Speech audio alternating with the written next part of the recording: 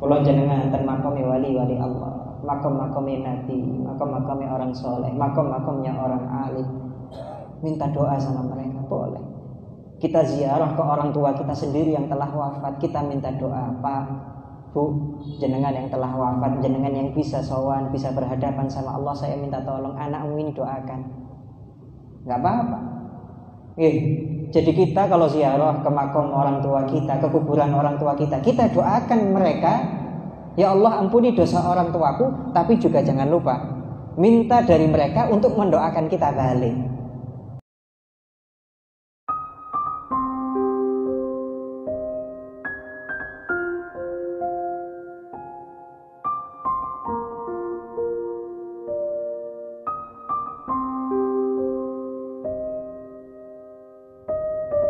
Dawai Allah tentang Al-Quran, la wajadullaha tawwabur rahim, maka sungguh pasti. Lam niku jenenge lam kosan, nek tiyang sing belajar nahwu, sumpah sing sumpah Allah mesti bener. Maka sungguh pasti aku Allah bersumpah, mereka akan menemukan bahwa aku Allah ini maha mengampuni dan maha mengasihi, maha menyayangi. La wajadullah tawwabur rahim. Allah Muhammad nek enek wong sing ahli maksiat kok gelem njaluk mendatangi dirimu kemudian meminta agar dirimu memintakan ampunan untuknya dariku, maka pasti aku ampuni. Niku dawuh Allah tentang Al-Qur'an. Lho ayat niki napa khusus nalika Kanjeng Nabi urip? Ketika baginda Rasulullah masih hidup di dunia ini. Ternyata diriwayatkan kali Al-Imam Al-Hafidz Ibnu Katsir, Al-Imam Al-Alim Al-Allama Al-Hafidz Al-Muhaddits Al-Mufassir Ibnu Katsir dalam tafsirnya yang terkenal kalian tafsir Ibnu Katsir, diceritakan kali Al-Imam Ibnu Katsir juga banyak para mufassirin, para ahli tafsir.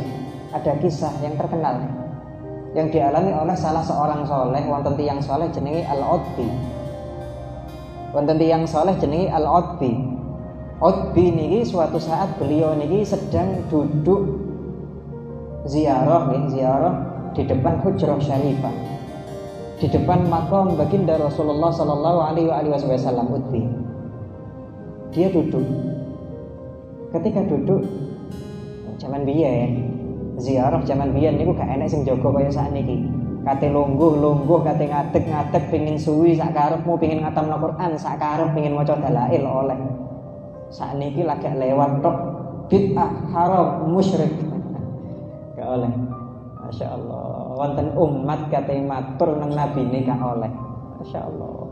Nek enek wong wadul nang presiden, gak enek wong sing ngarani musyrik.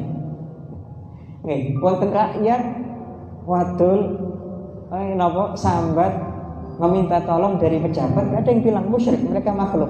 Tapi wonten tiyang wadul nang nabi musyrik. Ini sakniki. Riyen penak ya. Lutfi niku enak. Sawan di hadapan Hujrah Syarifah dia duduk-duduk. Ketika sedang duduk-duduk ada orang dari orang Arabi dikatakan faja'a Arabiyun, datang orang kampung, orang suku pedalaman.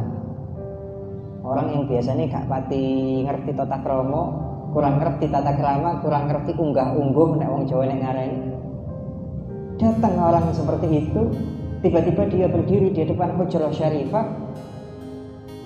Sawan di depan makam mulia baginda Rasulullah sallallahu alaihi wasallam. Tiba-tiba wong desa niki, orang kampung niki berteriak sambil bilang, "Ya Rasulullah, fa inni sami'tu Allah yaqul walau annahum idzalamu anfusahum ja'uk fastaghfirullah wastaghfara lahumur rasul lawajadullaha tawwabar rahim." Ya Rasulullah, saya mendengar Allah niku di dalam Al-Qur'an telah berfirman, telah berkata bahwa siapapun yang telah berdosa, yang melakukan maksiat, yang punya kesalahan, kok mau mendatangimu ya Rasulullah, kemudian meminta darimu untuk memintakan ampun, maka Allah pasti akan mengampuni dosanya. Ya Rasulullah, sekarang saya datang di hadapanmu. Saya minta kepadamu agar engkau mau membacakan istighfar dan memintakan ampun dari Allah untukku. Wis, ngoten tok wong. Ngoten-ngoten dia membaca dua nazam, dua bait yang akhirnya fenomenal, terkenal sampai sekarang. Bait yang terkenal di mana? Nafsi fita'un liqabrin anta sakinuhu fihi al-afafu wa fihi al-jud wal karomo niku bait sing terkenal niku ya khairal man tufinat bil qa'i azumuhu wa taba min tibihinnal qa'u wal akamu. Wahai orang terbaik yang telah disemayamkan di dalam tanah, orang terbaik yang dikebumikan di dalam tanah, wis jelas gak enek sing ngungkuli. Ya khairal man tufinat bil qa'i azumuhu fa taba min tibihinnal qa'u wal akamu. Yang dengan barokahnya orang tersebut, wahai orang terbaik yang disemayamkan di dalam tanah, yang dengan barokahmu tanah yang menempel di jasadmu menjadi tanah termulia. Nggih, lha nggih to. Kan kula jenengan kalau ditanya, tanah yang paling hebat, tanah yang paling indah niku tanah pundi? Tanah yang paling top nomor 1 adalah tanah yang menempel jasad mulia baginda Rasulullah pas di Hujrah Syarifah. Bahkan sebagian ulama ada yang mengatakan bahkan tanah nih yang menempel jasad mulia Rasulullah itu lebih mulia dari arasy. Wallahu a'lam. Allah alam ya, itu sudah bukan urusan kita, tapi ini jelas tanah termulia. Ya khairal man tufinat bil qa'i azumuhu fataba min tibihinnal qa'u wal akamu nafsi fida'un liqabrin anta sakinuhu fihil afafu wa fihil judu wal karamu. Saya tahu, aku yakin di dalam tanah ini terdapat kemuliaan, terdapat kedermawanan, terdapat kehormatan, terdapat segala macam kesempurnaan di dalam tanah ini. Manten-manten tiyang niku ngalih. Orang kampung niku manten ngomong, ya Rasulullah, saya dengar ayat Quran walau annahum idzalamu anfusahum. Sekarang saya beneran ada di hadapanmu, saya minta darimu agar memintakan saya ampun dari Allah. Terus membaca 2 nazam itu langsung pergi, gak tahu-tahu. Gak usah maca Yasin, gak usah ngatamno Al-Quran, cukup ngoten tok. Tapi orang itu wong kampung, gak ngerti tata krama, tapi hatinya polos, hatinya bersih. Niki sing paling penting. Utbi ini orang alim, orang soleh ini yang tadi melihat agak heran-heran, ya rotok heran-heran, ya rotok gumun. Dilihat aja orang ini. Manten-manten orang tadi kan pergi. Utbi manten-manten terus nawiritani keturun. Si Utbi ini akhirnya ketiduran. Di dalam tidur tiba-tiba dia didatangi baginda Rasulullah sallallahu alaihi wasallam. Rasulullah bilang kepada Utbi, ya Utbi, ilhaqil a'rabi, hey Utbi, orang kampung tadi cepat susul, kamu kejar dia,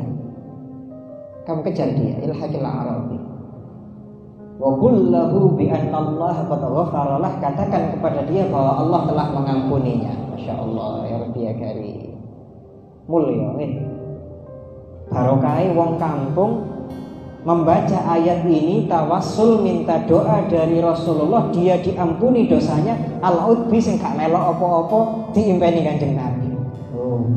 Wong soleh ketularan barokai wong desa, wong alim ketularan barokai wong awam. Wong sing kampung, orang kampung tadi ya duduk wong alim, ya wong gak pati ngerti tata krama, dia tawassul minta doa, minta istighfar dari Rasulullah. Terus Utbi yang tahu akhirnya diimpeni Rasulullah. Utbi untung gak melok donga tapi entuk diimpeni Rasulullah. Dan di dalam mimpinya Rasul berusaha, Utbi kejar orang tadi, bilang kepada orang kampung tadi bahwa Allah telah mengampuni dosanya. Masya Allah, ya Allah. Cerita ini disebutkan Al-Imam Ibnu Katsir dalam tafsirnya, disebutkan Al-Imam Al-Baihaqi dalam Dalailun Nubuwah. Imam Baihaqi muhaddits kabir. Nek wonten tiyang sing ngomong tawasul njaluk donga, minta doa dari orang soleh boleh, syaratnya orangnya masih hidup. Kita jawab, lu cerita ini orang ini minta doa dari Rasulullah itu terpundi. Dalam syairnya dia jelas bilang, ya khairal man tufinat bil qa'i azumuhu, wahai orang yang mulia, orang yang paling mulia yang disemayamkan di dalam tanah. Rasulullah jasadnya sudah ada di bawah tanah. Nah ini orang sing ngomong boleh minta doa dari orang soleh, syaratnya orang masih hidup. Lah ini seharusnya kalau memang itu nggak boleh, seharusnya Utbi mimpinya nggak seperti itu. Seharusnya Utbi mimpinya seperti ini. Utbi, susulan wong kampung nih, wow, Wong desa itu mau susul, kejar orang kampung tadi, bilang kepada dia jangan diulang lagi, ini musyrik. Mestinya mimpi ini ngoten nggih. Tapi ternyata Rasulullah nggak bilang seperti itu. Bahkan Rasulullah bilang, Utbi kejar dia, bilang, katakan kepada dia dosanya telah habis diampuni sama Allah. Jadi nek njaluk donga sama orang yang sudah wafat boleh. Kula jenengan ten makome wali-wali Allah, makom-makome nabi, makom-makome orang soleh, makom-makomnya orang alim. Minta doa sama mereka boleh. Kita ziarah ke orang tua kita sendiri yang telah wafat, kita minta doa, Pak, Bu, jenengan yang telah wafat, jenengan yang bisa sowan, bisa berhadapan sama Allah, saya minta tolong anakmu ini doakan. Enggak apa-apa. Jadi kita kalau ziarah ke makom orang tua kita, ke kuburan orang tua kita doakan mereka, ya Allah ampuni dosa orang tuaku, tapi juga jangan lupa minta dari mereka untuk mendoakan kita balik. Pak, Bapak, Ibu yang telah wafat sekarang, jenengan doa sama Allah supaya hajat saya, anakmu ini dikabulkan. Jenengan doa sama Allah supaya anakmu ini rezekinya dilancarkan. Jenengan doa sama Allah supaya anak cucumu jadi orang-orang soleh. Ngoten kan apik nggih. Jenengan ziarah wong tuamu tungakno juga minta doa sama mereka. Mereka sudah wafat, enggak apa-apa. Dalilnya mana? Ceritanya Utbi. Ini ulama-ulama ahli tafsir menceritakan ini semua, setuju kabeh. Bahkan mohon maaf nih, Al-Imam Taqiyuddin As-Subki dalam kitabnya Fatawa beliau mengatakan dari dulu semua orang, semua ulama sepakat bahwa tawassul model apapun selama itu namanya tawassul boleh. Gak ada yang bilang gak boleh sampai datang orang yang namanya mohon maaf Al-Imam Ibnu Taimiyah. Ini sing dawuh sanes kula nggih. Kula menukil kata-katanya Al-Imam Taqiyuddin As-Subki. Itu pertama orang yang mengatakan tawassul gak boleh. Tawassul apalagi sama orang mati. Yang pertama niku Al-Imam Ibnu Taimiyah. Itu sudah abad ke-7. 700 tahun setelah Rasulullah wafat. Maknanya dari pertama Rasulullah wafat sampai tahun 700 nggak ada ulama yang mengingkari hal seperti itu. 700 tahun kabeh ulama sepakat oleh-oleh bareng ngono tahun 700 wonten tiyang siji ngarani gak oleh. Bareng ngono wingi-winginane malih akhirnya wonten pengikuti akeh niki. Muncul pendapat seperti ini. Tahun sebelumnya belum ada. Niku dawuh Al-Imam Taqiyuddin As-Subki dalam kitabnya Al-Fatawa. Allah Rabbi ya Karim.